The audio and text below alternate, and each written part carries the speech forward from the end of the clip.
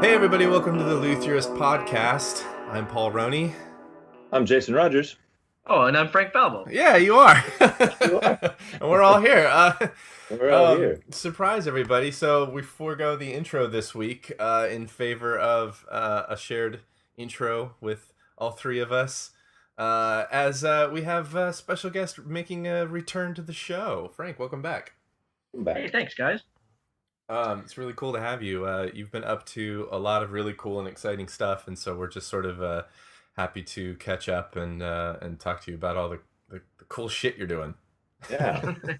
Can you give us a bit without going into the whole I was born at an early age story. Coming back to, because we've heard that. For listeners that don't know, right. You've been on the show before. Yeah. Great interview. That's actually honestly one of my favorite interviews we've had on the show was when you talked with Sully. It's about a year and a half ago maybe. Huh? And so everybody, if they haven't already listened to that, everybody should go back and listen to that. But you've still been up to a lot in the meantime. Tell us about that. Yeah. The short version. Yeah. So, for those of you who, everybody probably knows by now that at some point in time we started working with, on the fluent side, on the Fishman side, started working with Tosin. He was one of the artists. I had been talking to him about making him an acoustic guitar. We're kind of developing some, slim-bodied nylon and steel string, things like that, working on some of those things together. And so in the meantime, we did his signature pickups, which he's very pleased with. All sorts of other Fishman Fluence development. There's an open core version now where it looks like a passive, pickup that has the cover taken off of it, right? Those are going to be shipping soon. You would think, that requires some bit of R&D. It's not just as easy as taking a cover off of a pickup, but everything becomes, pull pieces, things like that. So there's, I've had a lot of fun in that regard. They are working on some bass pickups as well. We put the basic voicing of that in the can. Those are going to be amazing. The Fluence technology on bass is ridiculous. Is that going to be a retrofit situation? Like, could I get a set of those to put in my P bass? Well, what they're going to launch at first is soap bars.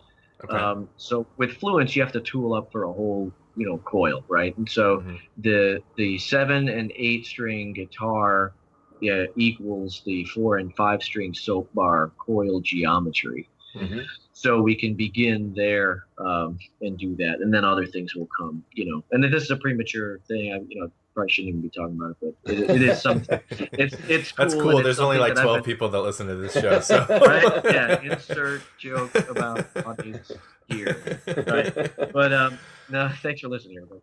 But so I've been doing that, but then and on the Falbo side, more development on the solid bodies. So there's a bridge that I'm working on with, it's done. It's actually available with Jason Schroeder. The solid bodies will actually be coming out. But so what everybody's, been talking about recently is that in that same period of time, Tosin came to me and said, hey, I want to do a lot more with this guitar design that I came up with.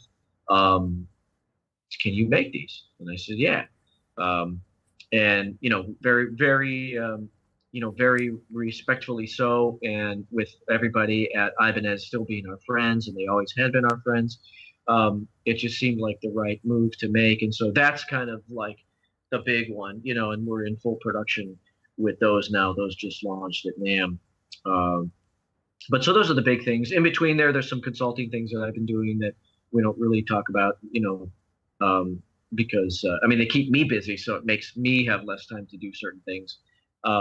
But I can't. It's not like I can come out and be like, well, the reason you haven't seen me do this is because I've been off, I've been in Hawaii working on this project or something. Not that I've been in Hawaii, but I was gonna say, why aren't you posting photos? Like what? I don't want to be in Hawaii. So great. But so yeah, so there's been other things that have kept me occupied. Like I said, and some that where people like to remain confidential, and that's understandable. But so that's it in a nutshell. That's the last 18 months. Yeah. Cool. So when it came to to working with Abasi. You've kind of made yourself kind of a go-to guy for consulting and problem solver. And when he brought to you this design, I mean, the body design aside, it's based on a multi-scale core. Had you worked and built multi-scale guitars before? Yeah, I've made multi-scale acoustics in the past, but all the way back to like Ralph Novak, I was like, acquaintances, friends, more an admirer of his, back in the day. So in the '90s, I would be at NAMM and I was talking to him, Yeah. and I got into all kinds of discussions with him about the clang tone and all these outlandish theories that he had, some verifiable, some not. Yeah, I just reread one of those GIL conference American Lutherie articles with him talking about the clang tone and things, and I've I was reminded never even heard of the clang tone, so yeah, it's no idea what you're talking about. It's funny. I mean, I'll probably butcher his explanation, but I believe what he's referring to is it's basically the sound of the string across the long way of the string. So almost like if you had a dowel rod in your hand and you dropped it on the ground, vertically, that there's this, yes, and so that there's this, that becomes part of the equation. Now he would equate that in multi-scale to some kind of, dithering or breaking up of the associated clang tones from one string to the next, something like that. But it's very funny in that all these things kind of come back around again. What I've found, or at least the way I internalize what he's, some of the things he's talking about, is that it becomes a reasonable explanation for some of the differences between stainless frets and nickel silver frets, is that initial clink, that initial bounce off all of the tops of the fret surfaces, and whether or not that's producing something audible through the pickups or your rig, or whether it isn't, magnetically, but it certainly is noticeable on the acoustic guitar. And so yeah, I've been, loosely a student and a fan of multi-scale all the way back to his origin of it. I, like many others, felt that he may have, there were improvements to be made by shifting the straight fret back down to around the 8th. I think Ormsby runs it at the 9th or something, but anybody who puts it, 7, 8, 9, somewhere in that range, makes what I feel to be a more comfortable instrument than a center fret, a straight fret at the 12th, the even division of the fan. But yeah, so I was always kind of into that. When Falbo launched, Falbo was all about the acoustic guitar and the benefits of the intention bridge on the acoustic guitar and onto a top. And so because of that, you're teaching people how to view you as soon as you launch a company. The first things that you do, that's your first, that's your first introduction to the world. They knew who I was. They knew, people knew me from Seymour Duncan. But, Falbo as a brand, it was acoustic centric, now moving to the hollow bodies, and then ultimately moving back into solid bodies. But so I did do the multi-scale stuff on the acoustics, but it was when Tosin came to me that, I could really have a lot of fun and let all those creative juices flow into this, multi-scale environment. And I say that, with respect to Tosin, a lot of the stuff that he wants, he's very specific and he's designed it all in advance. So, for me, it's so much fun working with a guy like that because he understands what I'm saying when I say it, but he's also got his own ideas, which, there are some luthiers who clash with a person who has their own ideas, a player. I don't want to mention any names, but one of them recently all know released them. A Strat style, guitar from a fan, and it's got some very, it's got a lot. Every guitar that this particular luthier puts out seems to have that person's stamp on it, right? I like to get out of the way of the artist, and I don't need to have something Falbo centric on everything that I touch. Sometimes it works out that way, like my neck construction or the neck joint that we did, for Tosin's guitar. Those things that kind of came from my world. But he brought me these, like I had seen these guitars a lot beforehand because we worked with them on the pickups. So I was already 2-3 years familiar with the instruments. In fact, one of them, he had one prototype with a very large neck, and then I carved it down for him. I don't know if the guys over at LA custom shop know that I did it, but I think they did. I think because we were working together, like I said, we're all friends. So they had one that was like too thick, and so I was over at Javier's house carving it down with, I brought all my files, and I'm making sawdust in his front porch one night. This is Javier Reyes. The other guitarist of Animals as the Leaders. The other guitarist for Animals as Leaders. That's right. So like I said, I was familiar with the guitar for a long time. So when he said that to me, like I said, there was no conspiring to do this. He brought this to me, but I was like, yeah, okay. And then organically, I was like, what about would ditch this bolt neck? This giant thing right in the middle of the neck joint, plus this big air gap that seemed to be almost unavoidable by them, trying to make the guitar as a bolt neck. I'm like, let's do what everybody else has done with a single cut like this.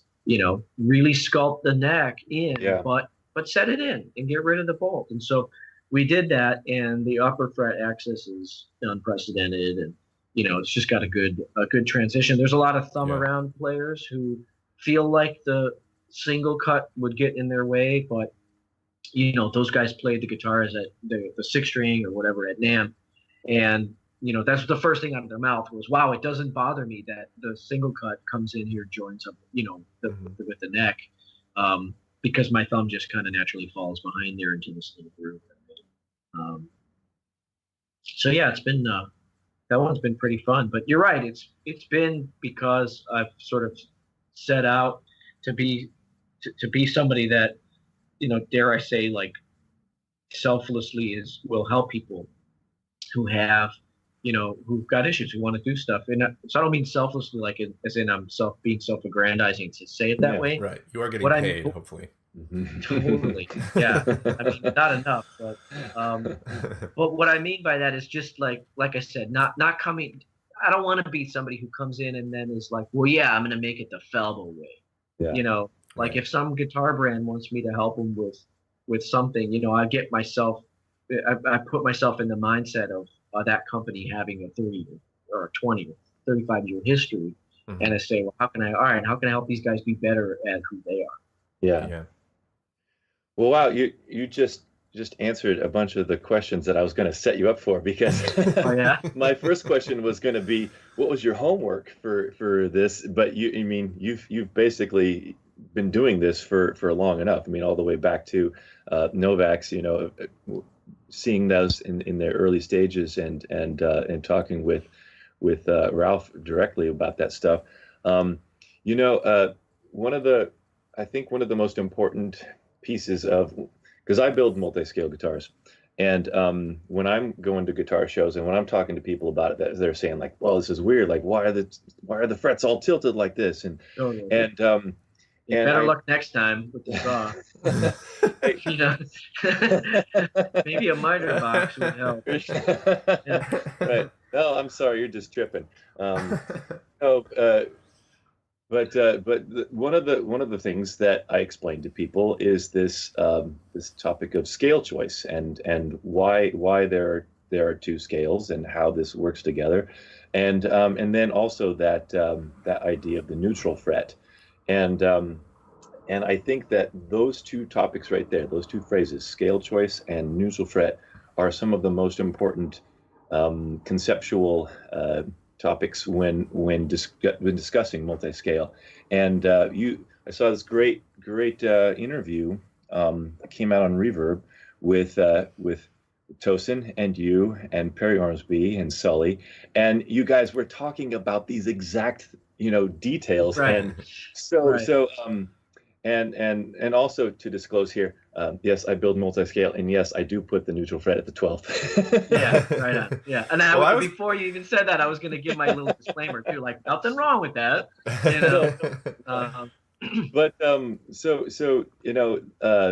this is I think this is really important in discussing this topic, because when I see all the people who are building multi-scale and they're like really well known for it, like Rick Toon and Ola Strandberg and Perry Ormsby, obviously, all of these guys are putting the neutral frets in different places.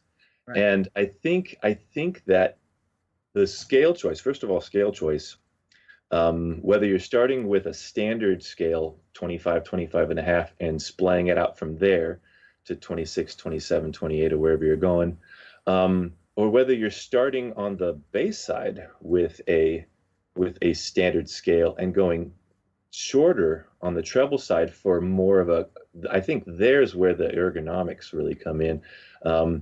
I think these two factors, these two variables, are the thing that make multi-scale so incredibly versatile. Yeah. Can you expand upon that?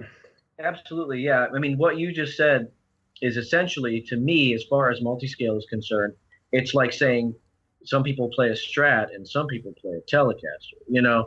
I mean, some people have a 12th fret neutral, some people have an 8th or a 7th or a 9th or whatever. And the fact that there's customers and comfort levels with all of those things is really the testimony to the fact that this is something that really could have been or should have been proliferated a lot sooner, by my estimation. And you can get lost in the weeds on how Ralph brought this out into the world, and he had his own ways of trying to license this thing out. And it is true, for better or worse, that once his intellectual property rights ran out is when we started to see people take license with this thing. And so there's lessons to be learned there, but I guess the biggest lesson would be if you have, I don't want to say like it's a vote for open source technology, but whenever something is open source and you have the marketplace as well as other innovators able to come in and put their own spin on things and put their own take on it, then we see it. We see new life breathe into it. Let's put it that way. So again, if you have a very mild fan, then that's a whole different situation than if you have something that's very aggressive. If you have I've seen like some ding walls with really aggressive fans, and the frets are very, very angled at the first, second, third, fourth fret. Now, at the same time, they sell a lot of basses. People like those. And it's a bass. Dare I say, most of the time, someone's playing one note at a time on the bass.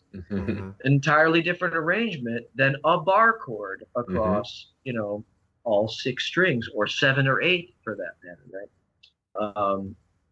And so if the scale length is important, the neutral fret is important. What we did for Abasi was he starts on the treble side at a 25 and a half. So what is not of interest to Tosin is to have, like in Ralph Novak's original stuff, Gibson scale on the treble strings, right? So the Tosin equation, is that we're not interested in lightening up the tension of the treble string, the E, the high E. It is about extending the scale as you go down. So the 6 and the 7 and the 8 all begin with a 25 and a half inch scale on the treble string, on the high E string. And they go down from there. So what we did was the 8 string is 25 and a half to 27 and a half. And then the 7 is all of the same exact arrangements. In other words, it's the same scale. All 7 of the top 7 strings are the same as the 8. Right, and then on the 6th string, the same thing is true. So if I want to get nerdy, I've got the spreadsheet in front of me right now. Nice. 25.5 on the high E string. By the time you get to the 8, it's 27.5. That makes the 7 27.21237, and the 6 26.92534. So that doesn't fit nicely on a website or a catalog page. No. So the 25.5, I think, we're doing 2 decimal points. You know what I mean? The 6th string is basically 25.5 to 26.92 or something like that. But it's just kind of a funny, kind of a funny, unique thing that normally people don't do. Normally, if somebody would Right. they would make a 7-string, they'd say, well, we're going to have the 27 And string they going to be round it 25 up and a half. or down. Yeah, they whatever. round it to Yeah. 27. Yeah. Yeah, exactly. So what we did was the 6 and the 7 have the identical string tension as Tosin's 8, right? But that wreaks havoc on the taper, right? When you move the string spacing around and stuff like that. So the taper is a little bit different because the nut width is a little different. The string spacing of the nut is different. So it's a lot of fun. Let's put it that way to work all that out digitally, work it out on CNC, right? But once you have those numbers, you can draw it.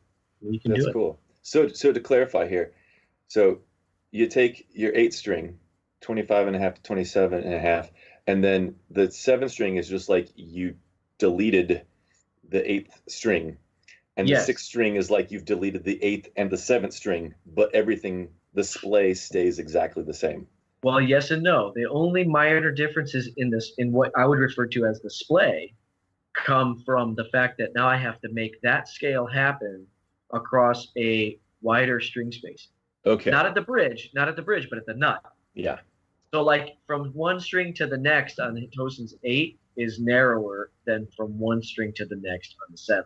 Okay. So you take the same scale, but you, like I said, you have to broaden it up a little bit at the nut. And so that changes the taper, which in essence changes the angle. So I'm doing pocket frets on these because you got to route it anyways. Yeah.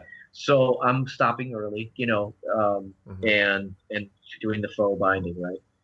So that the fresh stuff don't go all the way out to the end. But if they did go all the way out to the end, like if it was done with a saw blade, I'm saying to you to help you understand this right is that I wouldn't be able to use the 8-string fingerboard and just saw off. Okay.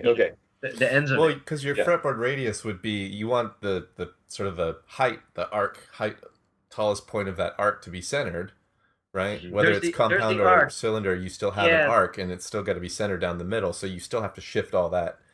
Correct. But even if I did all this with a flat fingerboard, the reason I couldn't pull it off, and I know you're shaking your head, is because when you widen the string spacing at the nut, right? Right. It's like at that intersect point of the low B or the low E, from there to the bridge needs to be 26.9 whatever. Instead of pinching it in, we're dealing with a decimal places on top of decimal places, but it's just a fun it's just something that you can kind of get excited about. Those are little things when I first started getting into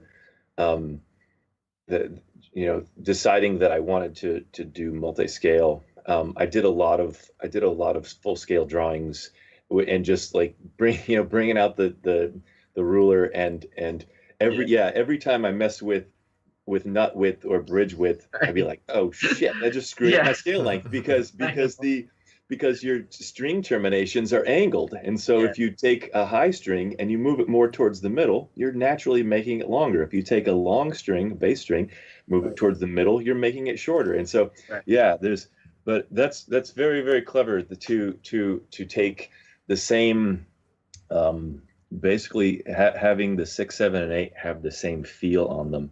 Because that's not what I did at all. That's not what I did at all. Like Strandberg doesn't do it. I think he goes down to 25 or 20. You know what I mean? Like so there's a lot of people that do. So again, you go to our 6-string, right? A lot of people will do a 6 multi-scale with the intended purpose of making the treble string shorter. And that's what I did on the acoustics. It's 25 to 26, even though my scale length is 25 and a half. So on my acoustics, it's like Gibson-ish, and it's not 24 quarters, but I'm saying it's a little bit, more Gibson-y on the treble than it is, on the bass side, and then elongated the bass.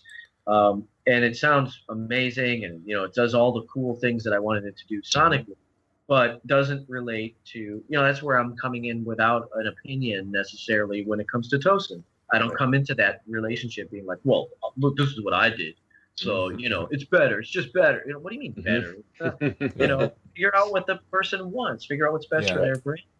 And that's where we ended up with this. And all the different things that you do, they all have potential to sound good, or at least sound good to a particular player. But I think also when you talk about like where the neutral fret and stuff is, it sounds to me like it really comes down to playing style. So if you've got a guy that's more lead heavy, he might be more comfortable with, you know, that 7, 8, 9 neutral fret, versus like a guy that plays more rhythm heavy. He's going to be maybe more comfortable with it at the 12th or whatever, or maybe vice versa. I don't know. It might be you know what I mean? It Like, just depends on how the guy. depends on the player. So it's how the yes, it's how the player grips the neck, what they're expecting going in, how they're playing style. You'll never get it nailed. You know, there's, you know, sometimes I talk about casting a wide net. So in product development, just in general, 30,000-foot view, you know, you're either designing something that's nuanced to capture a very small, you know, segment of the market, or you're designing something that it casts a wide net where you're attempting to get, you know, as many people as possible. And sometimes those things happen by accident. An Ibanez tube screamer as a very broad-based, you know, item that a lot of people use in a lot of different ways, including the most insane death metal in front of the most insane gained up amp. They're using it because it takes away some of the bottom end and it keeps it tighter, you know. And the same breath, you know, Stevie Ray Vaughan used to do what he does, right? So, so there's wide net, you know, products, and then there's narrow focus.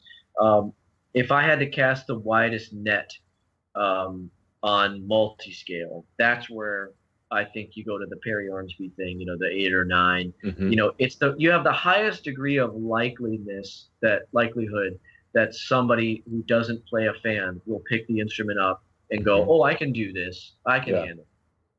That's the highest. So if that's your focus, then, you know, that's what you do. But there are so many players out there that have made their bones too on the 12th fret. And they pick it up and it feels right, and they want to solo, or they're playing mostly in the mid-range of the neck, where, you know, then all of a sudden, if most of the stuff you play is 5th, 7th fret, 9th fret, you know, and all of a sudden it's starting to arc upwards all of a sudden, you know, it's like I can see people, you know, not liking that. So just like you've got some guitars with humbuckers and some with single coils, this thing is all over the place, and we're letting the players in the marketplace sort of bear the load of deciding what's going to sell, what's not going to be, you know, and what they're going to make music in. Yeah, I think you know, my first guitar was a 7-string, and I chose 25.5 to 27, and I put the neutral fret at the 7th fret, and when I got down to, you know, the first position, I didn't find that angle at all a problem. What I found a problem was as soon as I went above the 12th fret, and then the bass side is starting to cascade over the treble side, right? And my eyes are looking down at the side position markers, and I'm referencing off of that, and instead of my fingers falling directly below those position markers, now it's offset, and I was a mess. I actually found out, like, after I got into that and was a little bit frustrated with that. I went on Ola Strandberg has a blog site.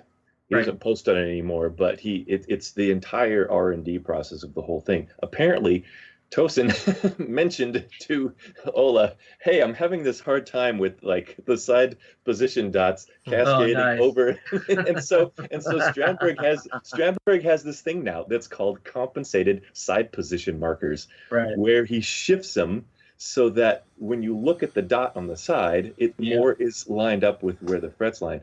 But so it's I mean, to each their own with all of this about where the neutral fret is. I mean, now Strandberg on their 6-string, they're putting the neutral fret at the 0 fret, and everything else is falling away from that. Right, and people are buying it, and I'm getting out of the way.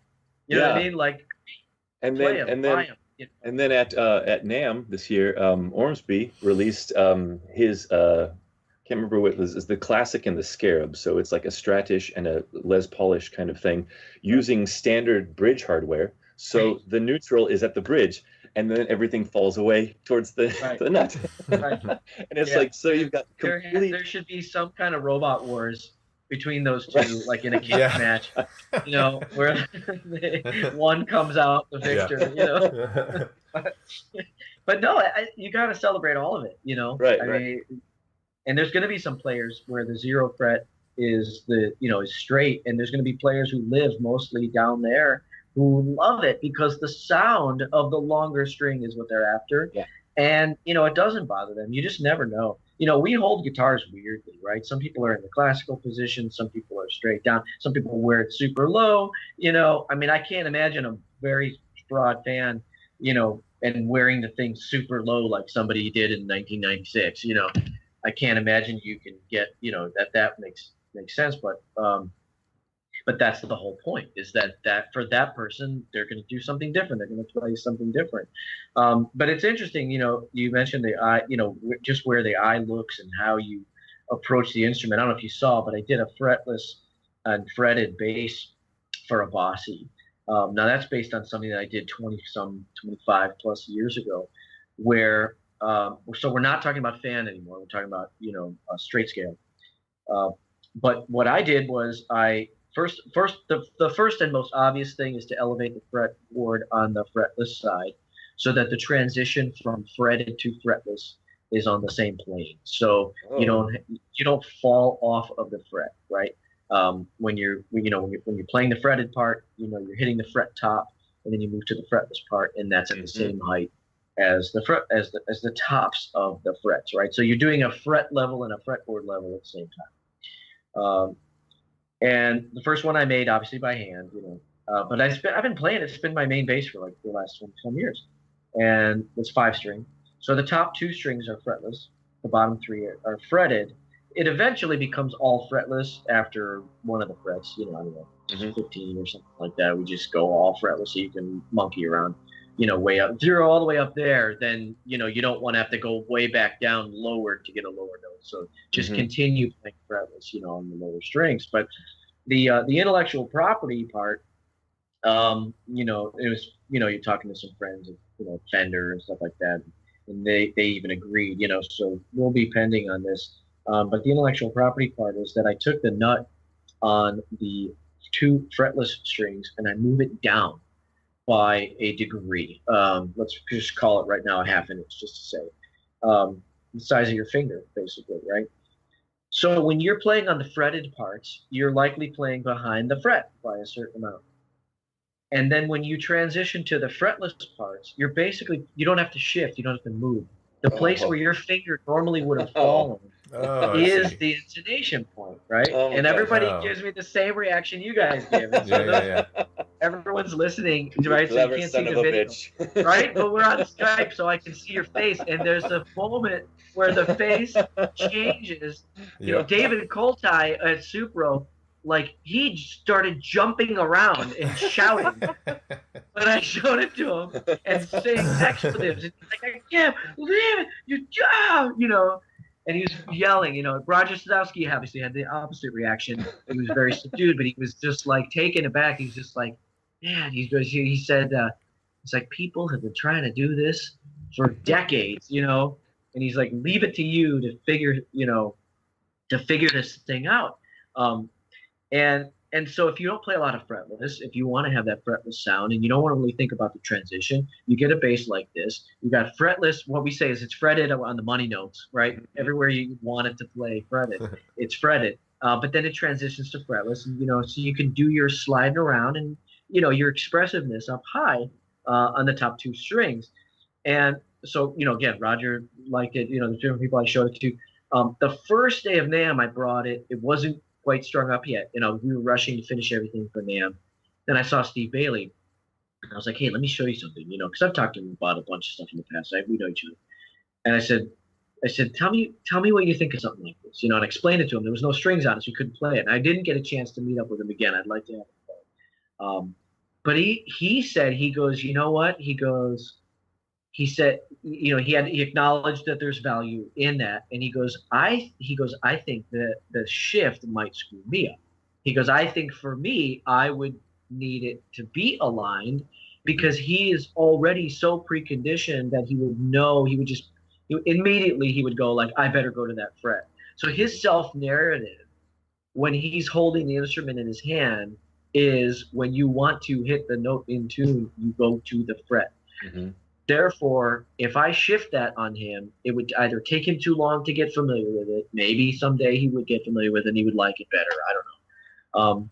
But he said, he goes, I think I would like it aligned, And so therein lies this exact thing that you're talking about with the different straight frets on a multi-scale, not with, how many strings does it have? Mm-hmm. What scale do you start with? What scale do you end with? Everybody's different, and that's what makes us great. And so that's my thing is you can either go into it with a very fixed point of view that says this is the only way I will always make my guitars, and that's how you get. Again, not really poking fun at this moment because I know everybody's taking pot shots, but that's how you get a 3x3 headstock on a Strat style guitar with 3 single coils. Right. Because you have somebody that says, look, this headstock's got to look like mine. And the compromise was, okay, well, let's extend it out. Let's reverse it so that the thin strings are a little bit longer than they would have been, than the bass strings. But, if something has to have that on it, then you're going to work backwards from that governing point. So you can design guitars like that and be very successful. You can also sort of just divest of self and say, I'm going to just look for whatever's the most appropriate solution in each individual situation, right? Yeah. Or for each individual player.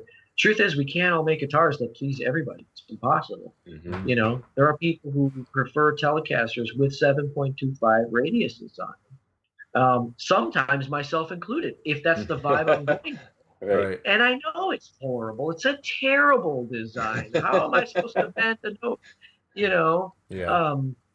Up, you know what I mean, on these strings. Well, I know how. You have the action really high and you fight the guitar, which sometimes makes for a really great recorded track, or it makes for really great emotions when you're playing live. So you can't just sit there and be like, well, Tellies with 7.5 foot radiuses are wrong or bad or evil or this, it's stupid. You can't do that. There's people who like it. Yeah. I think the when it comes to that idea of do I build an instrument that is a very specific niche? Do I build for everybody, or do I find somewhere in between? I think when it comes to looking at how your product stacks up with the many offerings out there, I think we have to not necessarily resign ourselves, but we have to just kind of accept, like, well, I'm offering an option, and especially in the proliferated world or the gradually proliferating world of multi-scale, how we choose those scales, how we choose that neutral fret location, is something that we just need to say, this is an option for customers. We will be contributing to a greater selection for people Totally. to be able to find a musical tool to express themselves. Totally. Because there's going to be those folks who just want that one guitar that does everything. But Right. shouldn't we be encouraging that guitar acquisition syndrome? Shouldn't we Totally. be encouraging yeah. that sickness? Yeah. Yeah. No, yeah, that's right. If everything was all one thing, then there's fewer units sold in aggregate, right? So, so I'm in 100% agreement with you on that. And what we're going to find, which we're probably already, I know we're already finding, is that once somebody transitions over to multi-scale, then they often will have the different iterations in their collection, just like Right. once 10 15 20 years ago when somebody made the transition to 7-string. Well, now all of a sudden they have 2 or 3 different 7 strings. Mm-hmm. So I don't think we're there's some players who play, they say, look, I only play super strats, and they all have to have stainless frets, and they all have to be at least a 16-inch radius, and they all have to have humbuckers in the bridge, and they all have to have floating tremolos, and they all have to have this and this and this. And so you look at their guitar collection, and it's a lot of cookie cutter. Mm-hmm. Then there's people like me. I have a lot of the same things, but really I don't. I'm all about like variety. Mm-hmm. So I have a lot of different pickups, different pickup styles, different guitars, different neck shapes, different radius. That's just kind of how I roll. I like to mix it up. And I think with multi-scale, the same exact thing is going to happen.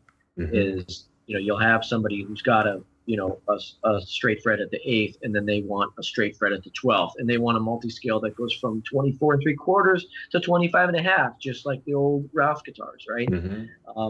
And they want that as part of the collection. Mm-hmm. There's bass players with modern basses and soap bars and fancy woods and laminates, and they also have P basses, and they also have a jazz bass. Yep. And then they got a fretless. So I'm all for it. I love what's happening with Mexico. Just the proliferation of it, the different varieties.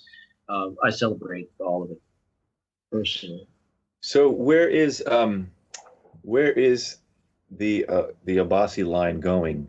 I mean, I've seen the stuff from NAMM, and 6, 7, 8, both multi-scale and standard scale. So were you going to attempt some headless as well? We are. There are a few orders in for the headless version of this, and we are doing it. We're not showing much of it yet, in the build-in process. But we've shown some shots on Instagram, some headstocks. I say headstock, you know what I mean? Yeah. The stump. Yeah, the stump. But yeah, so we are doing that. We will go into that. Going to make headlesses for sure. As far as the other things that go, we were able to, with what I do, we were able to turn this more into like a pseudo, custom shop or a menu order shop. So unlike one signature guitar model with one company that's available in 1 or 2 colors, even if the company had done a 6, 7, and 8, it's still like a production run of a 6, 7, and 8, 1 or 2 colors, right? In our case, you're going to choose your fingerboard, you're going to choose the body wood, you can choose tops if you want, you can choose different paint jobs if you want. So there's a lot more options right out of the gate. So as far as what we do moving forward, which is some confidential at this stage, there's a whole lot. We haven't even shipped a lot of this first orders that we got at NAMM yet. You know what I mean? So it's a little early to say or to reveal what some of the next things will be, but we're going to be, suffice it to say, we're going to be extremely busy with the things that we showed at NAMM. And the iterations that are available, including the bass, that we'll be very busy with that stuff for the next 6 months or so, just filling the orders. Well, that's cool. I know that there's a lot of excitement around Abasi Guitars. I saw Animals as Leaders with Periphery a few months back, and it was funny because in the in the toilets after the show, like people standing at the urinals talking guitars, and I heard this one person saying, they're like, "Oh, did you see that main axe that Tosin had? That wasn't an Ibanez headstock. What's going on there?" That is fantastic. Why didn't you take out your phone and record the person? I know, yeah. Urinal conversations are what we're here for. Yeah, could have had a problem with that. What town were you in? Where was this? This is in Portland, yeah. Okay, so that was because at the San Francisco show, it was the first one that he pulled it out for. So you must have been second or third or something like that. Yeah. Man, that is hysterical. I love that. I love that. I can't wait to tell Toasted. It was there were so many people that in the audience that were like there was actually another person in the audience ahead of me. As we were waiting for Animals Leaders to come on, and they're like, Tosin. They're yelling and stuff, and somebody turns around and says, "Who's a guitar player here?" And all these hands went up. Yeah! It's big nerds. Yeah, nerds everywhere. It is. Yeah, not many. There's not many. People who are fans of archery, for example. A show like that, right? Very limited. I mean, occasionally it crosses over. You got a Star Wars shirt on. You're going to have the guitar player / Star Wars enthusiast. At an Animals gig, right? You might have 2 hobbies, but one of them, oh God forbid, is going to be guitar. One of them, guitar. Yeah, I sent a friend. I think it was that show in Portland. I had one friend of mine who I sent to that show. And he said that he was an observer. He's not too much even into that stuff. He plays mostly acoustic and light stuff, and he loved seeing the show. Right, he got a kick out of the whole thing. But younger kid too, and so his report back was like in the stands. He's like, I heard people talking about it. Like, what is that guitar? What is that? What's he playing? And so that's when at least in his mind, he said, this is going to be big, And so it is, it's big. I don't go into any of these things with delusions of grandeur, right? I very much right-size things, and that's probably, a detriment of sorts as well, because if you start, business ventures as, people a lot of times in their 20s, for example, bright-eyed, right? Like, I'm going to take over the world, this is going to be the biggest thing since sliced bread. I'm going to be a rock star, right? I'm going to get signed.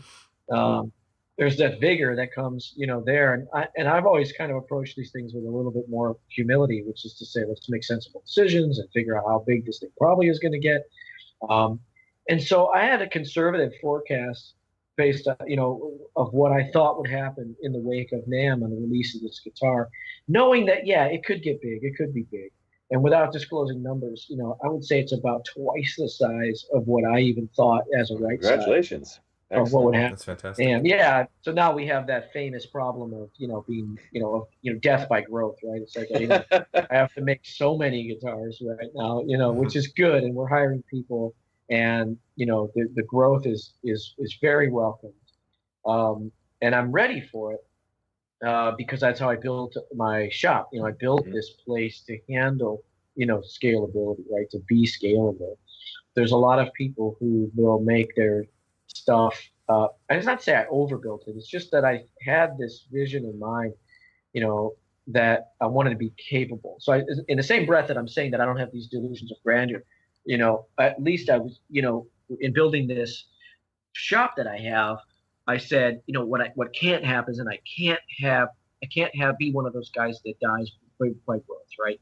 This happens to a lot of people, and yes, it takes a little longer to make a Falbo for a while. I'm getting busy, but and my apologies to everybody who's in queue, because they knew once this Abasi thing hit, it was like, it's but truth be told, I'm back on it. Like just yesterday, I'm carving a neck heel, on a single cut for a guy on a Falbo. So I am doing just as much work on Falbo. So nothing's really changing on the Falbo front. It's not like all focus is shifted over to Abasi and there's not going to be any Falbos produced. But everything is right sizable, right? So I'm hiring the right amount of people for Abasi to make these Abasi guitars, to do what they do. It's a different skill set. It's a lot more CNC work. It's a solid body. So there's a lot more. Like I said, it is a very different skill set than making an acoustic or a hollow body. But I'm able to handle it, right? Like I have the CNC, I have all the tools that I need. I've got the paint booth. I did this where I wasn't going to do it if I had to start really, really, really small and slow and build up, because that's where these guys get murdered. They all of a sudden the 10 orders come in and they can't keep track of it, can't get them out the door, and they can't make it happen. So that was my idea when I made this place, and that leads into the other things like I told you, like where I've been able to consult for some companies and make some guitars, on my machine here that eventually they'll make on their machines. But we do the prototyping here. We're able to not just prototype, but also prove out the programs. And say, man, if you cut, you do not want to cut this thing this way. You need to come and cut this part. You need to come in on this part. Did you ever use the hole pocketing setting? It spirals down. It's the best. It's awesome. It makes a great trem stud hole. You know what I mean? Try that. And we're able to give these guys, deliver programs that function. Yeah. Well, yeah, I'm assuming with all this extra attention going your way via the Abasi thing, there must be a fair amount of extra attention coming into Falbo guitars as well. Have you seen a spike there at all? Have you seen, are you expecting growth there too? I am. Yeah. I mean, I'm getting a lot more social attention. I'm sure it's because if they follow my page, they're hoping that maybe they'll see some, piece of wood in the background, that I'm working on over in Abasi or something, but no, I am getting a lot of more followers, a lot more inquiries, and it's good. And Falbo does something very different from Abasi. Yeah. So we'll continue to do that in the future, is to try to make sure that these things don't really cross over, and they really don't. When you look at what Tosin's trying to do, it really, it almost completes this market segment that I've kind of like wished that I could play in, but it's not really right for Falbo because of what I'm doing at Falbo, what I launched, how I launched it, and the kinds of nets that we're trying to cast, right? So an Abasi guitar is a little bit more niche, but the hollow body, my solid bodies, my acoustics, I mean, I make a normal dreadnought and a jumbo and a whatever. So I am trying to cast a very wide net with the Falbo stuff. Even the sound of it, it's not futuristic and weird sounding of an acoustic guitar. It's more like the kind of an acoustic guitar you wish that, your Martin or Taylor was, where you have to EQ it a little bit to get there. You have to compress it. You have to do this. Or you have to mic it a certain way. And if you move the mic, it sounds really bad. Well, on a Falbo, you can move the mic around and I'm in phase. And so you can get a lot more sounds out of the instrument just by miking techniques. And so these are things that I think will, like I said, I'm speaking to an entirely different group of customers. Now, that said, I have one customer that has a Falbo jumbo. He's got a Falbo hollow body, and he is he can't wait to get his first Abasi. And so there will be people with all of those guitars in their collection. But what is not happening is he's not saying I need this Abasi so it can replace my hollow body. There's no crossover there. Like I can't wait to sell my jumbo acoustic and get this 8-string multi-scale. But yeah, guitar players are getting more diverse, every day, right? So like we talked about, different scales, different multi-scales, different, perpendicular or parallel frets, however you want to refer to it, neutral fret. These are exciting times, to use the boring podcast narrative. Yeah. Well, what other developments have you got coming up with Falbo guitars? I mean, you kind of mentioned a few things up at the top of the show with like the new bridge that Schroeder's doing for you. Tell us a little bit about that, and just a little bit about what sort of fun, cool shit we can expect to see from Falbo in the near future. Yeah, so on the Falbo side, I've talked about doing an acoustic bass for a while. That's definitely in the works. Some of the other consulting things have taken precedent. Excuse me. And so that's one thing, then because of the bass, on the acoustic side, that means that a hollow body bass is possible, right? It's all the same, some of the same R&D.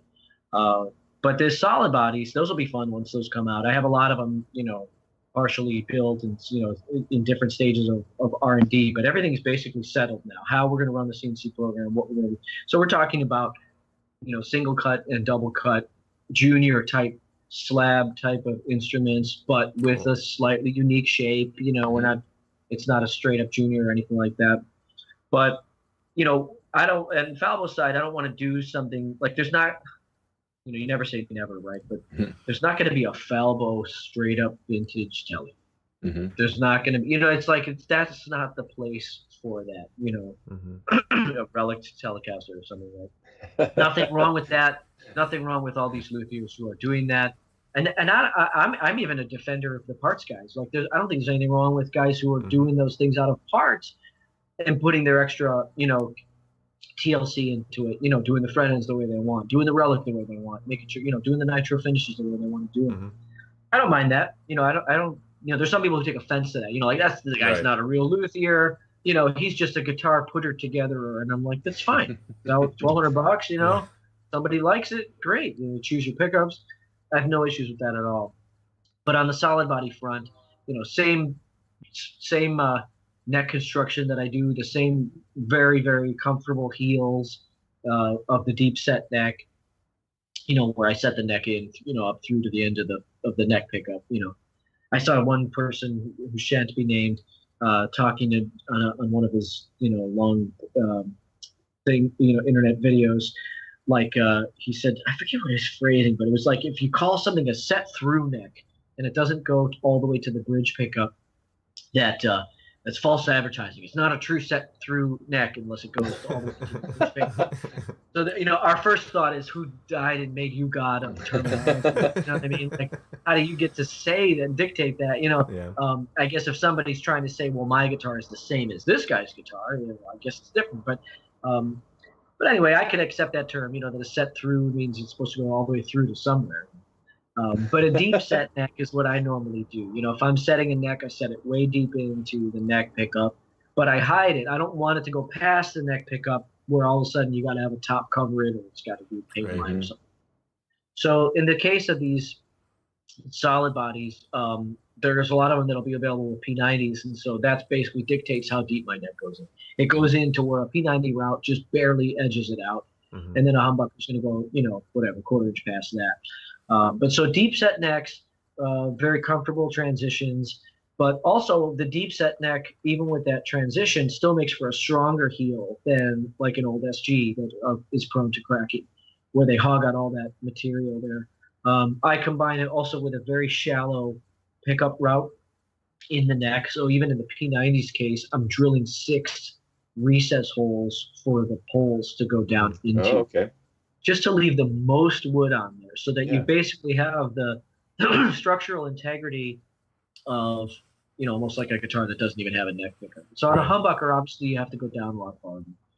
So if there's a neck humbucker on one of these guitars, you know, there'll be some wood taken out. But that's the sound we're used to as well, is a neck joint that's a little bit, you know, more flappy, as I'll say sometimes, right? It's a little more vibrational down there. But if you've got a 2 humbucker instrument, you know, a thin body SG junior-ish type of thing, you're used to that. And my neck joint is still way stronger than that. I alleviate the bump. You know, a lot of times the neck will bend basically at the neck joint, and you get the diving effect. I sort of alleviate that by gradually transitioning. So it's funny that all access type of smooth heel, where it slowly transitions up to full depth.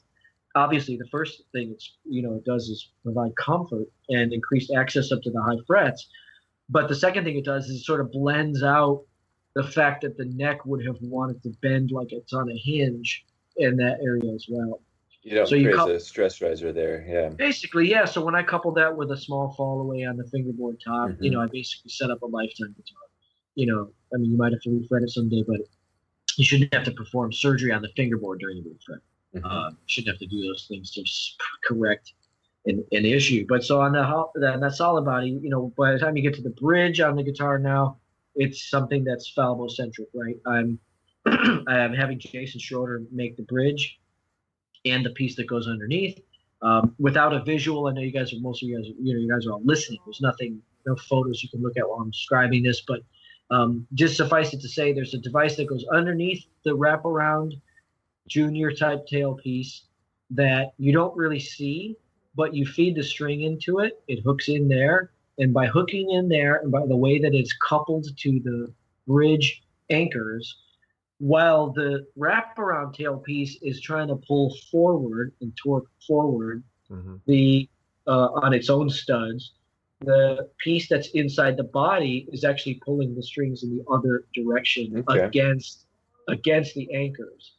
So we're basically leveling and balancing out some of that forward torque, which means the vibrations now pass into the body in a more phase-aligned way, instead of where the behind the bridge is sort of out of phase with the area that's in front of the bridge. So by doing that, you know, you can use marketing terms, right? But it's like, man, the thing you loved about that 1960s thin mahogany guitar, obviously much of that comes from the fact that it's old, it's been played in, it's a great piece of mahogany. Yeah. You know, it's all of those things. Well, this is my way to sort of inject that into a brand new instrument, so that when you play this instrument, you're like, wow, this feels like an old pair of Blues, right? Very cool. Everybody says that, you know, everyone's got their marketing reasons for saying things like that, you know. You pick the guitar up and it feels like home, you know. And, you know, but if I can at least ascribe a nugget of science behind why I'm making that statement, then we will, I think I'm not, everyone's a little bit better off for it, right? By going forward, putting honesty forth, right? And a little bit of science into this stuff. I'm all about the mojo too. You know what I mean? I know, I mean, because I look at these guitars, man, you know, you're down to like 2, 3, 4, 10,000ths of an inch on a curve, on a camber, as the neck rounds over, meets the fingerboard, and comes over to the fret top. So those things to me can make a substantial difference. And the scientist, the engineer type will say that's impossible. The human skin doesn't even feel any difference until it's down to 5,000 or whatever. I don't care. But as I said on the previous podcast, and I'll continue to say, it's like what's lacking is your ability to measure. Not the fact that there is a difference and that people can tell a difference and can feel a difference. You just can't measure it. Yeah. That's your problem. But yeah, so on the Falbo side, that you got that kind of sums it up there. Yeah, awesome. Just with the acoustics. That's very cool. I'm really excited to see these new guitars, the new electrics. That you mentioned Double Cut Junior, and that those two words back to back are like that's like my zone. Yeah, right chocolate there. peanut Double Cut butter. Junior. Yeah. Yeah. Exactly. That's cool. Yeah, no, it'll be fun. I'll try to get you one to try out when the time comes. Oh, there we go. That's the first place I did a cedar body, the solid cedar. I did that on Tosin's first prototype, the one that you saw at the gig, right? Yeah. At the gig. Mm-hmm. With the Buckeye on top. That's right. It's a maple, pearl maple, actually, and it's with some black stain on it, and to create a certain look. He didn't want as much contrast, so there's actually, I bring the black stain over on the bevel and into the cedar, but then I sand a fair amount of it back off of the cedar and off of the bevel, so it's still darker black on the face of it. But yeah, that's another fun one. People kind of tilt their head a little bit when I talk about cedar as a body. It's not right for everybody. In fact, Tosin's true sound isn't from a cedar body. It is from a basswood body, and we're doing some roasted basswood as well. But man, a cedar solid body is like, it weighs nothing. It's stiff across the axis of the string. So fun to make a guitar like that. For those listening, if you have a chance to do that, get a thick piece of spruce or a thick piece of cedar, quarter sawn, of course. You don't want to, you don't want that tree flat sawn, because that's the opposite. Now that's lightweight and it's weak, right?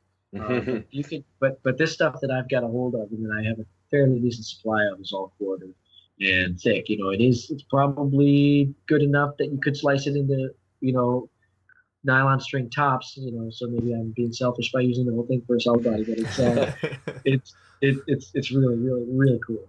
Nice.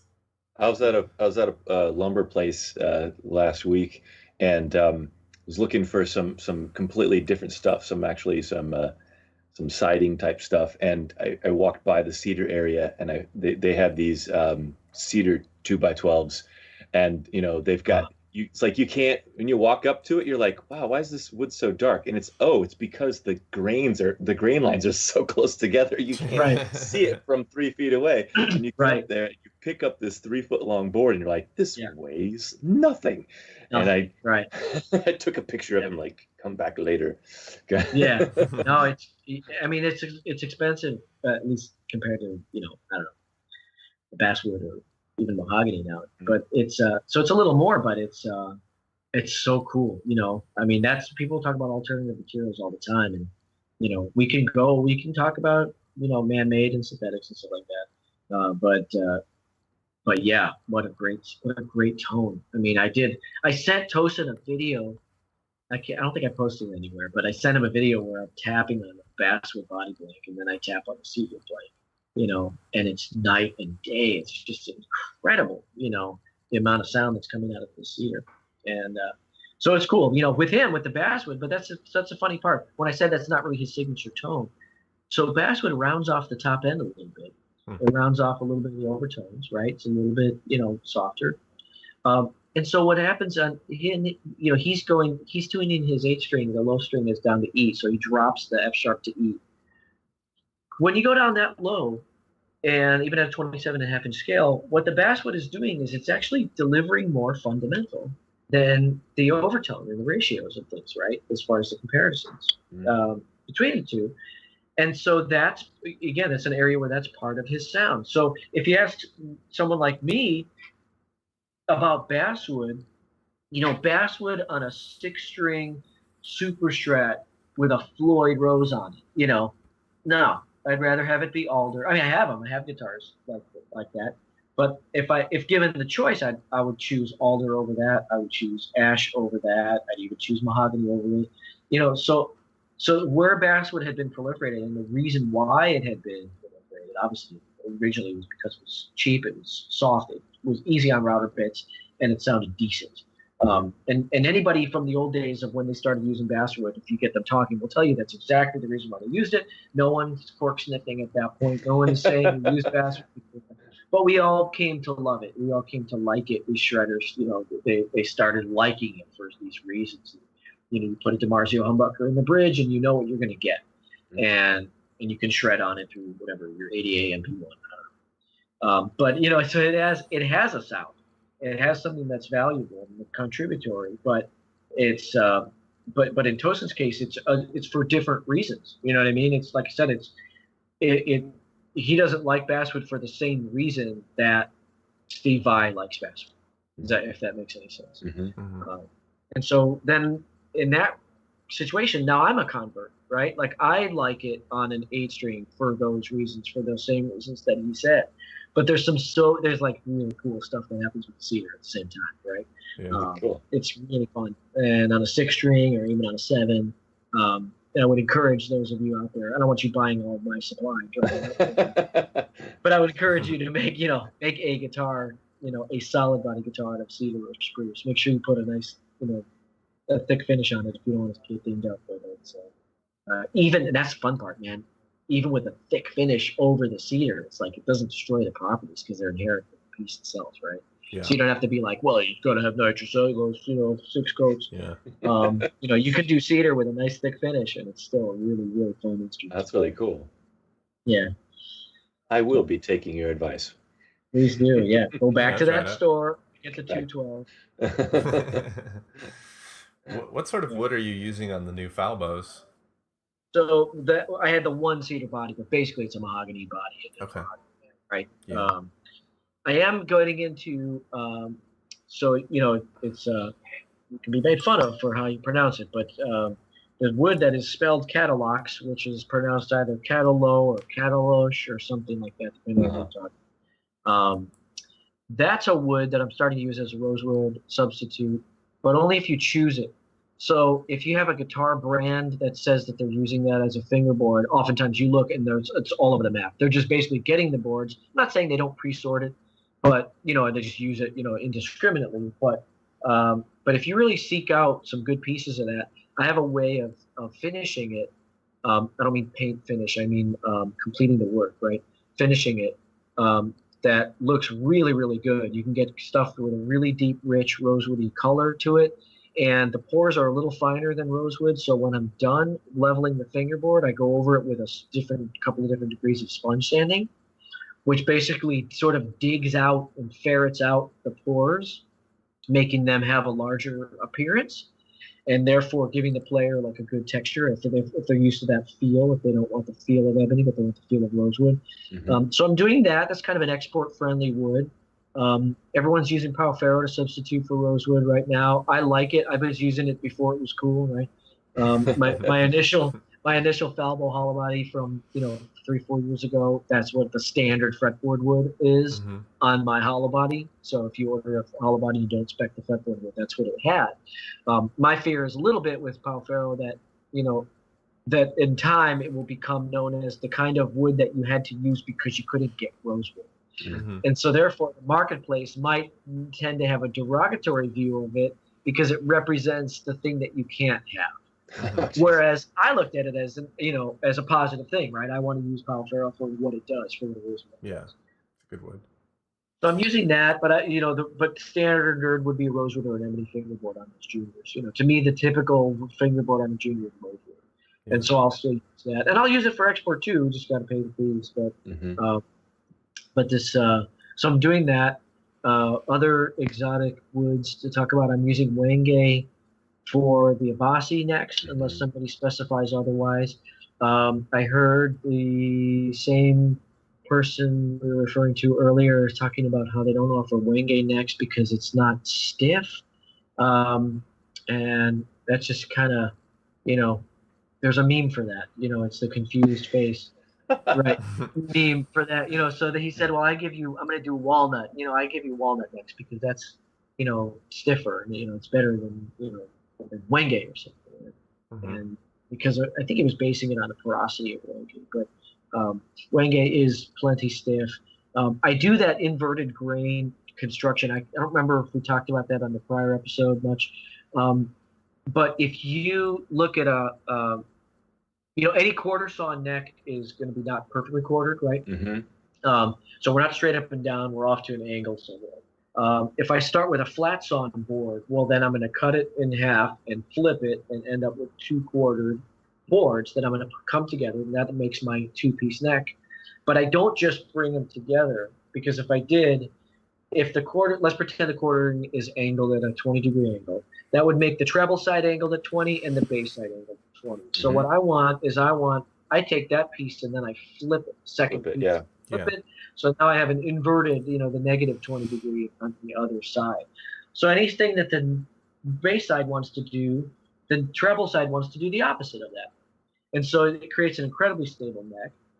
For that reason, I know a lot of people have great success with graphite rods. I don't use them. It's not that I'll never use them, but I'm making necks out of wenge, and out of other materials where they might have been a rubbery neck, but it's not anymore. Depending on certain, Honduran mahogany, a lot of times will be a little rubberier than this African stuff, right? Like I don't even know, and it's not that I'm not a fan, but I'm not often using like what we'll refer to as genuine or Honduran for necks. I like the African stuff. Mm-hmm. Again, chosen right, but I like it. I like to use it as a neck. It's a little stiff, a little denser. But yeah, so that's how I'm sort of governing this. But the wenge, if you come across wenge flats on, again, we're getting down into weeds here, getting dirty. But probably with our audience, people go for it. This is perfect. Yeah, they're like rubbing their hands together. Right? Yeah. So with wenge, if you come across it flats on, that's when you have those large rings, and you have a lot of that creamy, softer wood combined with a very, very hard and very dense, darker, wood, right? Winter, summer, and so that makes a neck that's like lumpy. It's hard to carve. It's a little bit lumpier. The feel is a little bit. It's quite different, right? The quarter sawn, actually, when you come at wenge quarter sawn, it's a lot more. It's a lot straighter. It's a lot. The grain is a lot. It feels better in your hand, I should just say, right? Because you're not coming across all those multiple densities. And so when I do this thing, when I flip the neck and do what I just told you, I guess I do on like if I'm doing maple, the fingerboard is on top of what might look like a V shape, right, of the wood grain. I think I asked you about that on Instagram one time, because I do the same kind of neck construction, and when you look at that end grain, you get that V. Yeah. And I think I always put it at the top of the V, and I think I asked you, like, where do you put it? Do you put it on the top or the bottom? And you said, also the top, and that seems to be the place. Yeah, so the open part of the V is at the top where the fretboard meets the neck, except for wenge.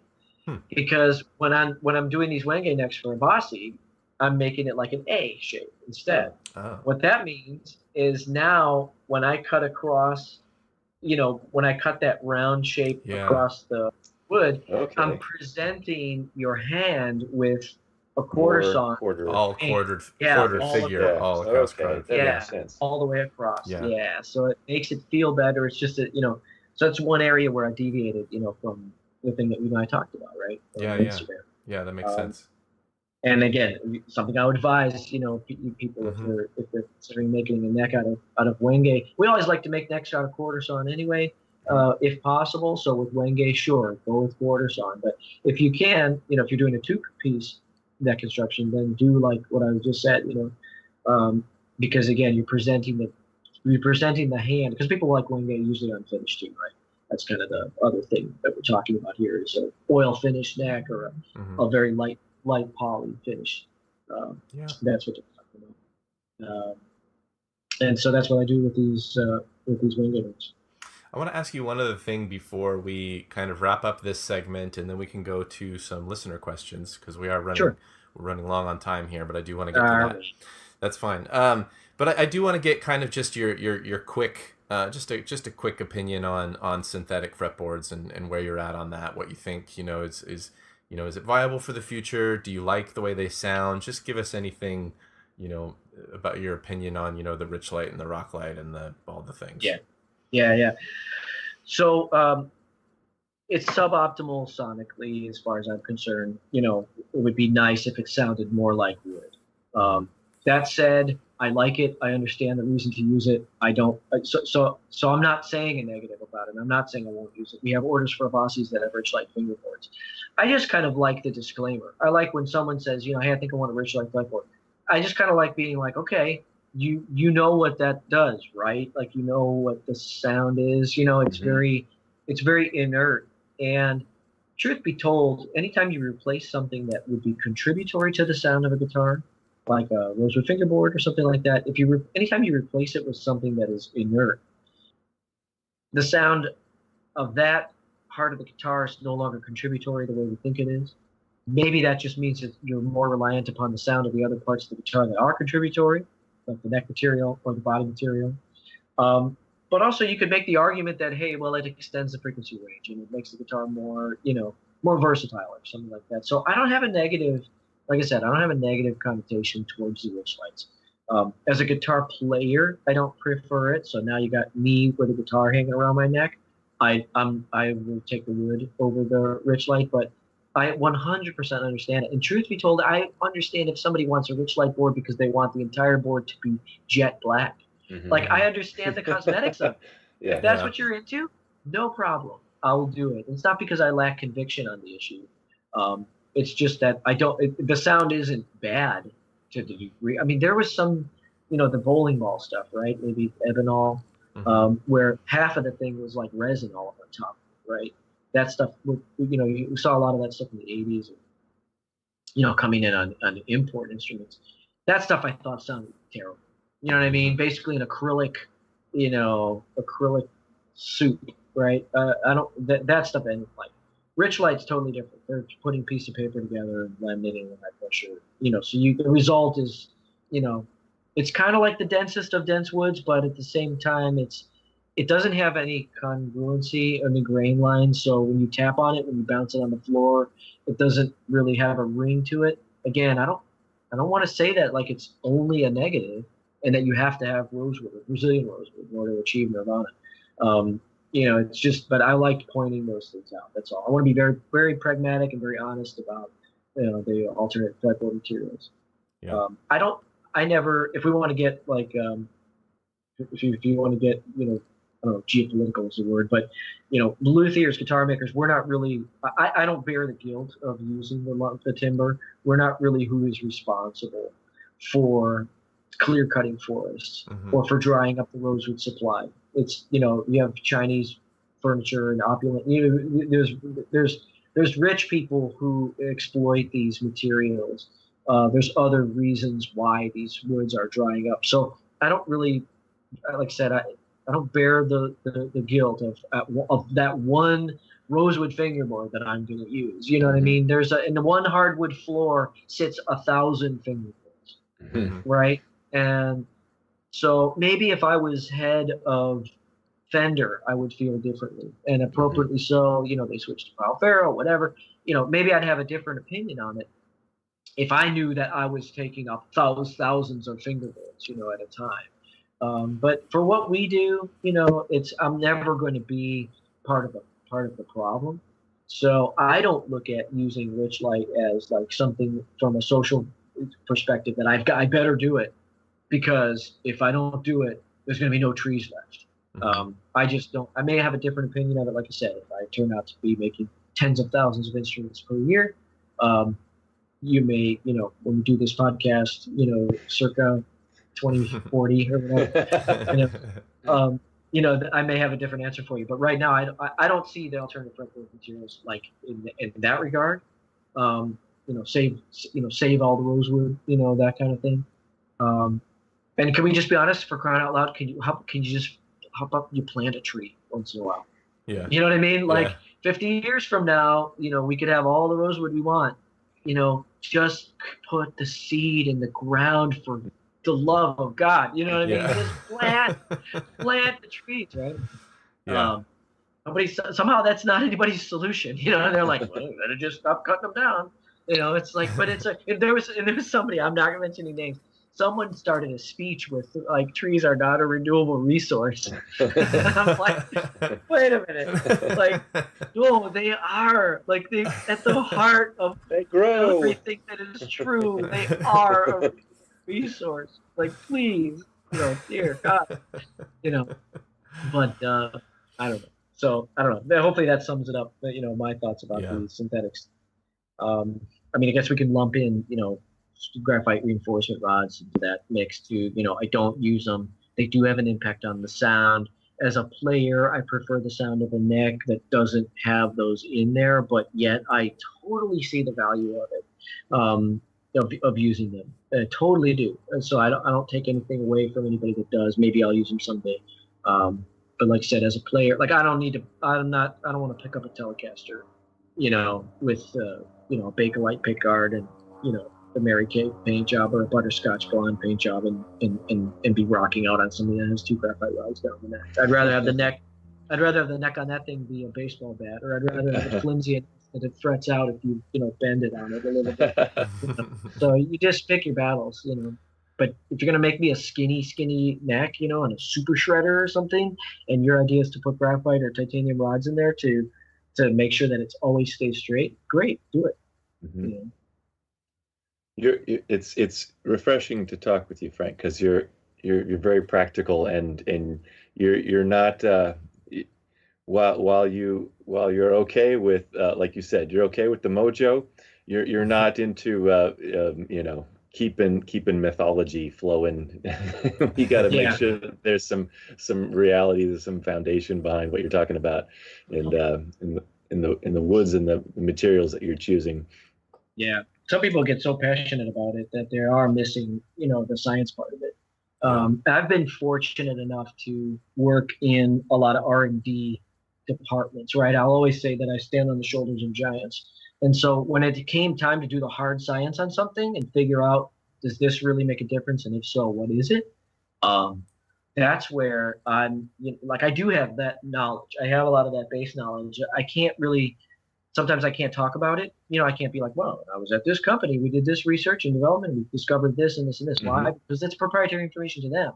I did that research for their benefit. Mm-hmm. And, you know, that dirty word you talked about before, you know, getting paid.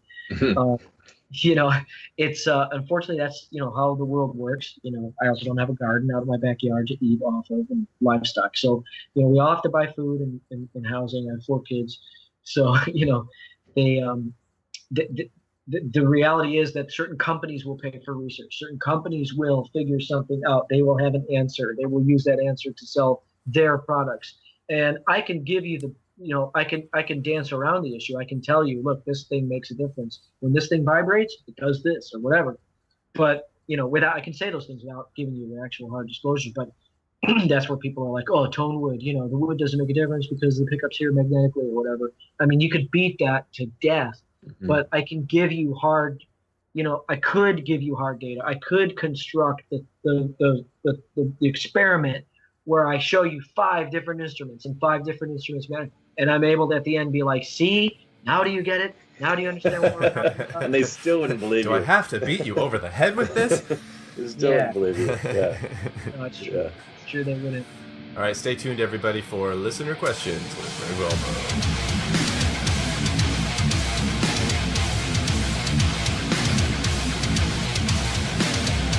All right, everybody. So we've got a few listener questions in here. This was kind of short notice for everybody, so not a lot to go on here. But one of them's kind of long. So everybody ready? Frank, ready? Yeah. Experts at hand. All right. This comes to us via Instagram from at District3. Says, what is the best way to make end of the truss rod slot pretty by hand? Whoa. So if we're talking. So you've made your truss rod slot. It sounds like you've made your truss rod slot, right? And you have to have. There's an end to it where it adjusts, right? So that could be at the heel with a barrel. That could be at the headstock with an acorn nut, or it could be double action situation. You want to make it look nice, and all you got is a chisel, I guess. What do you do? Right. This is like Fear Factor Luthier's version. That's what this is. You don't have to eat any bugs, though. Yeah, no, I've done a lot of guitar making with simple tools, right? So the first rule is don't remove too much wood. Mm-hmm. We're already taking away enough wood, you know what I mean, as it is. If you've made a truss rod channel, maybe I'm assuming that you have a router. Mm-hmm. And so table saw. Yeah, it could be a table saw, right? But I chisel stuff up a lot when I'm down there. Dremels are another good one. But when you say by hand, yeah, I mean, there's, it could be that you're talking about a Dremel. But I do a lot with chisels, so a lot of times I'll square up the end of a truss rod channel, the part that you don't see, because I want the truss rod to sit in there nice, and then obviously the router bit comes in and it's round at the end, and I'll just go in there with a little tiny, 1/4-inch chisel and true it up or square it up. But yeah, without knowing what truss rod it is, and without you showing me a picture, saying like, here's this spoke wheel, whatever, how do I clean this up? My lightning round answer is chisel. Chisel. Yeah, sharp and careful, and then put a nice cap over it. There you go. That was my early method, was just to like make it functional and then put a piece of plastic over it, and then you don't even see it. But actually, I came up with this way later, where and this is like the Gibson style, so tilt back headstock, acorn nut in the thing, and without the nut or the washer actually on there, I would just take a socket, a long socket, and wrap the outside of it with some sandpaper. And, this is kind of after chiseling most of it away, but when it's kind of big enough to fit that socket in there, because the socket obviously is hollow in the middle, so that goes over the truss rod end without hitting it. I love it. And then you wrap some sandpaper around it, use sticky back sandpaper, and then you can kind of just like, shift it back and forth and get a nice round, smooth. Yeah, you might even be able to put it in a drill and spin it. You know what I mean? It's there you go. If you wrap the whole thing with sandpaper. So I think the real answer is be inventive, right? Make your own tool out of whatever. Yeah. Everything you just described could be a $1 copper pipe. You know what I mean? It's perfect. Yeah, absolutely. Just look for things that are inexpensive, that are kind of shaped like the thing you want to do, and start there. Yeah, and sticky back sandpaper is your friend. Oh, it totally is. All right, this next question it looks like it's a 3-parter and a bit of a long one here, but I will what I'll do is I'll kind of read through until after the first question, and then we'll stop and let you answer it, and then we'll do the other two. This comes to us again via Instagram from Frederick Barenthane. He says, I am so looking forward to this show. Sorry for the wall of text, but Frank is just a cornucopia of awesome sauceness. Awesome sauceness. And I hope he can shed some light on some questions I have. I'm about to begin my 3rd acoustic build at my school. The course is going to be a modern steel string guitar, and we can basically design whatever that comes to our minds. So, question 1. In true Sully fashion, I kind of hate clonky neck heels, so I am thinking to make a integrated Spanish heel and make the line flow seamlessly from the cutaway to the upper bout on the bass side. But does a integrated heel have a downside against the traditional neck block on a steel stringed guitar? Yes. Everything, if you want to call it a downside, it's the deviation from tradition, right? So an acoustic steel string sounds the way it sounds because of the sum of all the parts. That's why my acoustics have a hand-fit dovetail neck joint. They're not superior. They're not what I totally get when Taylor bolts a neck on. I get it. But that's just not what I do. Now, all of that said, I'm working on an integrated heel for a guy, literally, for exactly like this, where basically, where the neck meets the body is it's like a giant tree stump right there, and the whole thing will be carved out of it. It'll transition into the cutaway, and it'll transition up into the bass spout. And so there's nothing wrong with that at all. It's just going to change the sound. So when you say detrimental, if you stiffen up the neck to body joint and there's no movement that can happen there because you have this gigantic tree stump there that's accepting everything and carving into everything, carving into the cutaway and all that stuff, it's going to stiffen that up a little bit. The top will be responsible for a little more of the sound, but then again, you're not going to lose some in the sides and back joint. So, good, bad, I don't know. I would recommend doing it, like wholeheartedly, because I'm doing it myself for someone. But yeah, that's what it's going to be. It's going to be like where the neck comes into the body. The part that's in the body is almost like you're starting out with like a solid body join, like with one of my smooth neck heels, but longer, of course. So it's almost like I'm going to be starting with that and then cutting away all the extra stuff until it meets up with actual bent sides, and the back and the top. But so yeah, all that stuff will be integrated. Not all that different than what you do for like I have one guitar with like a little scoopy bevel on the treble cutaway, in the same vein as the forearm contour. So the guy had a forearm contour as well as a scoop out of the cutaway. Same kind of deal. You got to backfill that with some wood. So I like the idea. Don't definitely do it. Definitely. Nice. Very cool. I like what you said too about the sort of the, each thing is the package of the whole. I think there's a lot of things that like you could take, guitar X and guitar Y, and they could be identical in every way except for, one tiny element. And it becomes unquantifiable because each guitar is still made out of different pieces of wood, and each guitar is still, everything like that. So it really is, just because something is different or just because something is, a new technology or whatever, doesn't necessarily make it better or worse. It's just different.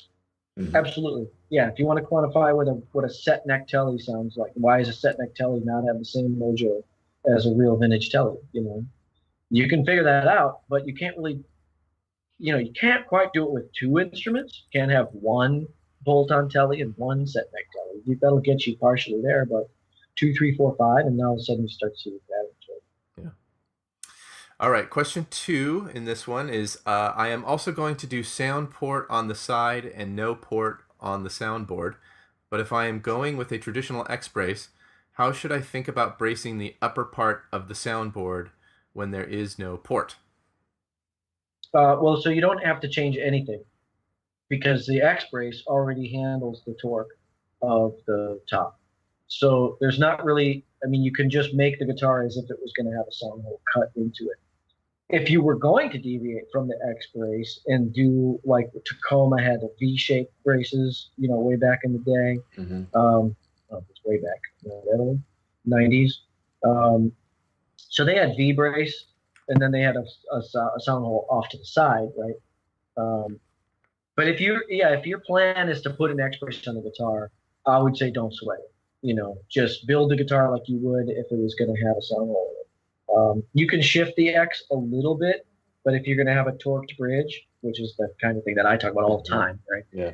So if you're using the regular bridge, which you should, then yeah, you don't want to shift it too far, because that, even without a sound hole, the X is converging in a place that is sort of critical to the amount of downward pressure that would have been coming off the bridge. If anything, it's going to be stronger. Yeah. Yeah, I suppose that's true. Yeah, so it could be licensed. I don't know how many. You said this is your third build. I don't know what kind of supervision you said it was building to school.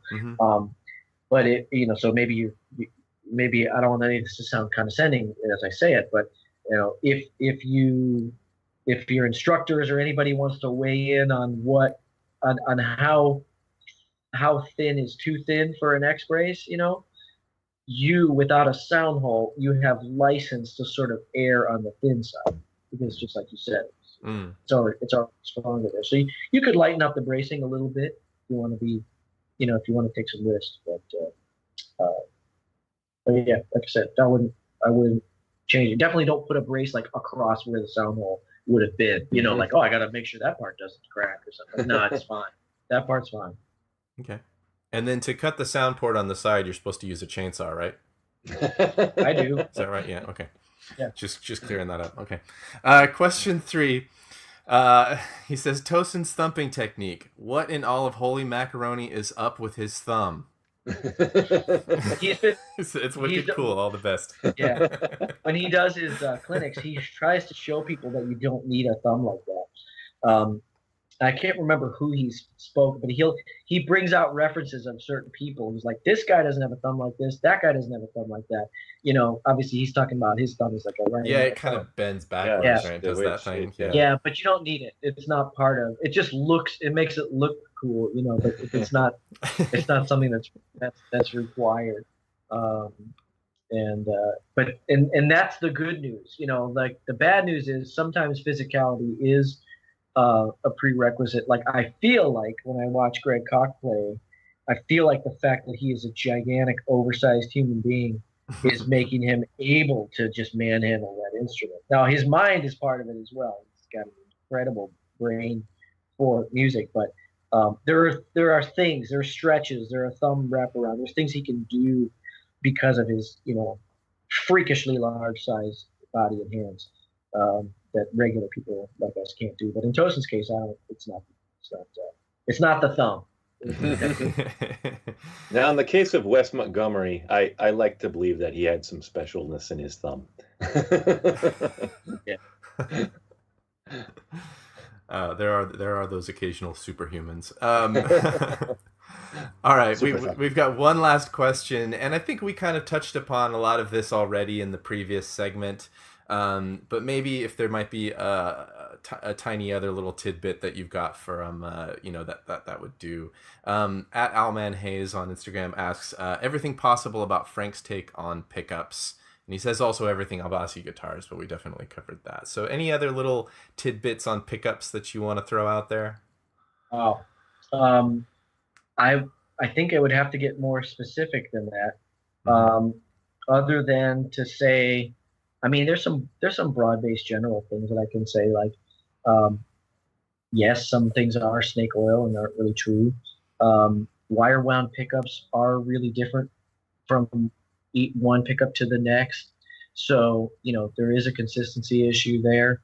If somebody likes a certain pickup and then you don't like that pickup, it could be that your tastes are different than the person, but it could be if you played their version of that pickup, you would like it, because there is some variable there. But it is definitely like one of those everything matters subject matter. I mean, I was just talking to someone recently about, could I, can I reverse engineer this kind of pickup in order to get this sound, right? That's the premise of the question, right?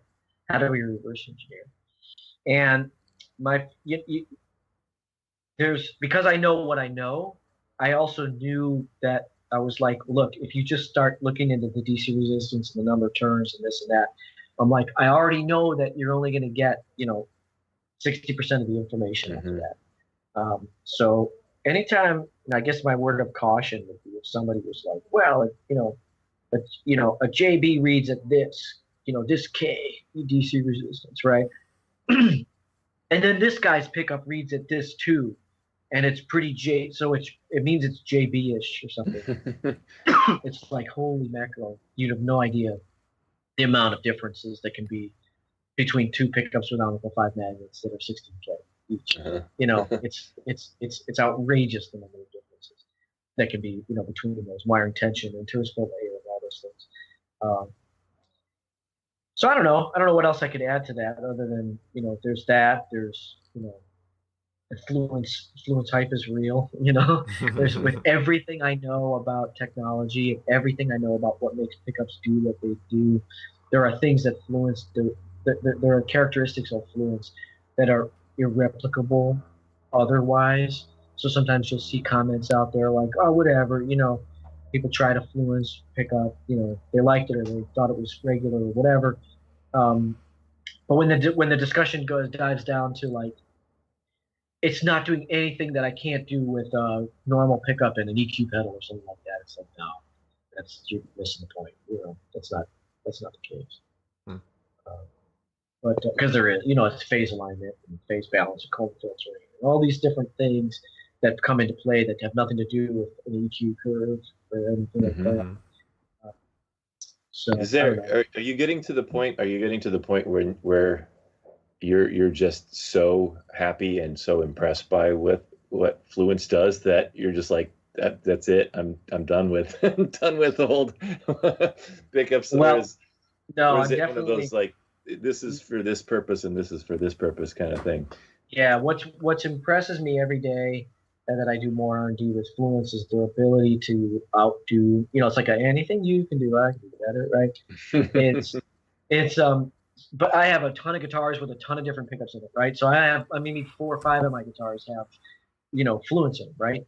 I'm not replacing all my pickups with Fluence, but what I do say is like I'm winding P90s for the solid bodies, right? I'm using a special wire kind, George Cardis wire.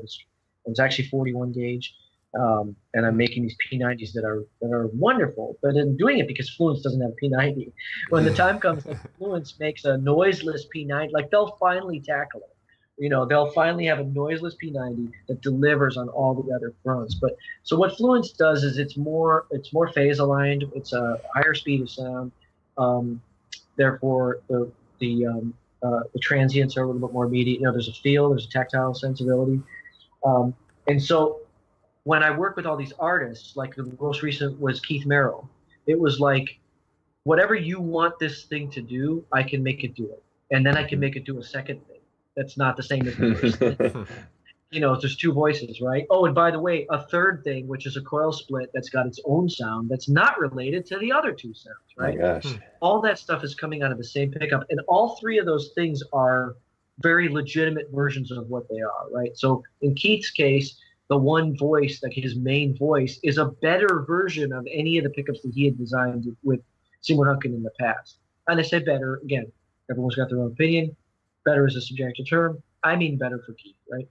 So he plays the pickup, and so I've been able to sit down with basically any artist that we've decided to sit down with and go through all these different things that we do for R&D and come up with something where the person goes, oh my gosh, that's better than the thing that I've been playing. Wow. So in that regard, I would say kind of, I would say like, if given an unlimited R&D budget, would I replace the world of, wire wound magnetic pickups with Fluence? Probably still not replace it, because there's inherent flaws in some passive pickups that we want to maintain.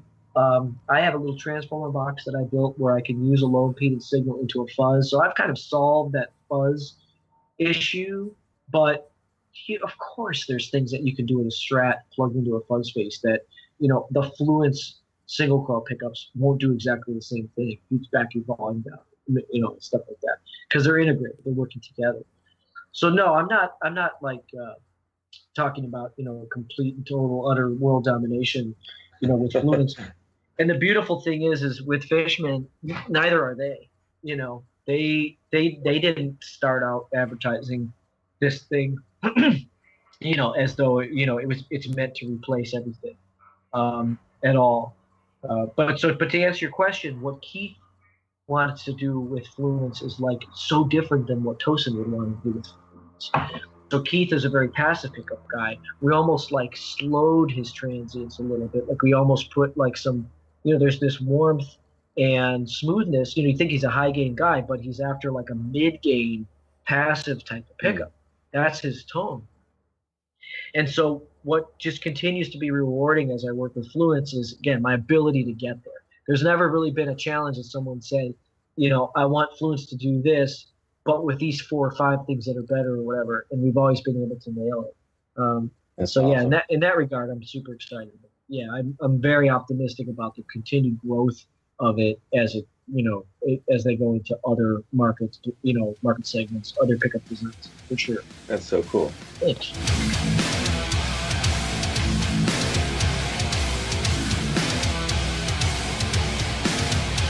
Okay, everybody. Well, thank you for listening to the Luthierist podcast. And Frank, thank you so much for coming back on the show.